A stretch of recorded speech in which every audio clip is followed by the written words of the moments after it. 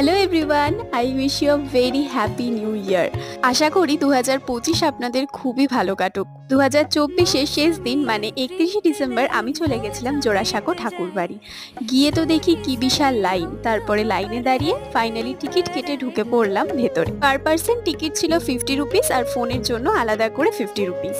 বাইরে বেশ কিছুক্ষণ সময় কাটিয়ে অনেক ছবি তুলে আমরা ফাইনালি ভেতরে চলে গেলাম মানে অন্দরমহলে। অ্যান্ড ট্রাস্ট মি গাইস, এই জায়গাটা ছিল অপূর্ব সুন্দর। পুরো অ্যাম্বিয়েন্সটা থেকে একটা অ্যাস্থেটিক ভাইব আসছিল। ভেতরে চলছিল বাংলা গান মানে স্পেশালি রবীন্দ্রসঙ্গীত। আর আপনারা যারা ফটো তুলতে ভালোবাসেন তাদের জন্য তো এই জায়গাটা একদম হেভেন।